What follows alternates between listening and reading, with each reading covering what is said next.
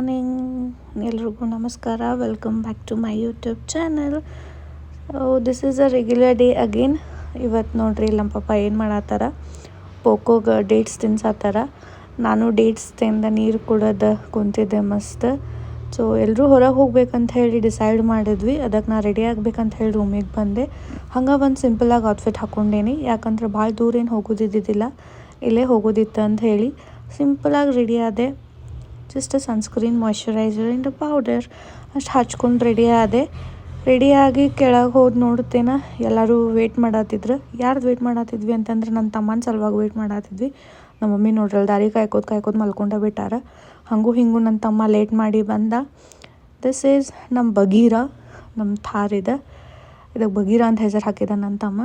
ಎಲ್ಲಿ ಹೊಂಟೇವಿ ಅಂದ್ರೆ ನಂಗೆ ಪೂರಿ ಭಾಜಿ ತಿನ್ಬೇಕು ಅನ್ಸಾತಿತ್ತು ಅಂತ ಹೇಳಿ ನಮ್ಮ ನವನಗರ್ನಾಗಿರೋ ಸಾಧನಾ ಹೋಟೆಲಿಗೆ ಪೂರಿ ತಿನ್ನಕ್ಕೆ ಹೋದ್ವಿ. ಟೇಸ್ಟ್ ಅಂತೂ ಭಾರಿ ಇತ್ತು. ಅದು ಮುಗಿಸ್ಕೊಂಡು ನಂದು ಒಂದು ಡೋಸ್ ಇಂಜೆಕ್ಷನ್ ಇತ್ತು ಅಂತ ಹೇಳಿ ನನ್ನ ಫ್ಯಾಮ್ಲಿ ಡಾಕ್ಟ್ರ್ ಕಡೆ ಹೋದ್ವಿ ಇಂಜೆಕ್ಷನ್ ಹಾಕಿಸ್ಕೊಳಕ್ಕೆ. ಇಂಜೆಕ್ಷನ್ ಎಲ್ಲ ಹಾಕಿಸ್ಕೊಂಡು ವಾಪಸ್ ಮನೆಗೆ ಬರ್ಬೇಕಾದ್ರೆ ಅತ್ತೆ ಮನೆಗೆ ಹೋದ್ವಿ.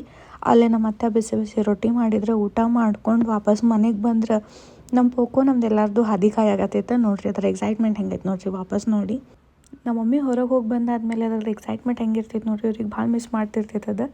ಎಲ್ಲ ಮುಗಿಸಿ ಈವ್ನಿಂಗ್ ಸ್ವೀಟ್ಕೊಂಡು ತಿನ್ಕೋತ ಹೊರಗೆ ಕೂತಿದ್ವಿ ನಾನು, ಮಮ್ಮಿ, ಪೋಕೋ. ಅಷ್ಟೊತ್ತಿಗೆ ಚಂದಮಾಮನೂ ಬಂದಿದ್ದ. ಹುಣ್ಣಿಮೆ ಇರೋ ಕಾರಣ ಪೂರ್ತಿ ಚಂದಪ್ಪ ಕಾಣತಿದ್ದ ನಮ್ಗೆ. ಇದೆಲ್ಲ ಮುಗಿಸಿ ನಾ, ಮಮ್ಮಿ, ಪೋಕೋ ಈವ್ನಿಂಗ್ ಒಂದು ಹಾಫ್ ಆನ್ ಅವರ್ ವಾಕಿಂಗ್ ಹೋಗಿ ಬರ್ತೇವೆ ಡೈಲಿ. ಸೊ ನಮ್ಮ ವಾಕಿಂಗ್ ಎಲ್ಲ ಮುಗಿಸಿ ನಮ್ಮ ಡೇ ಹಿಂಗಿತ್ತು.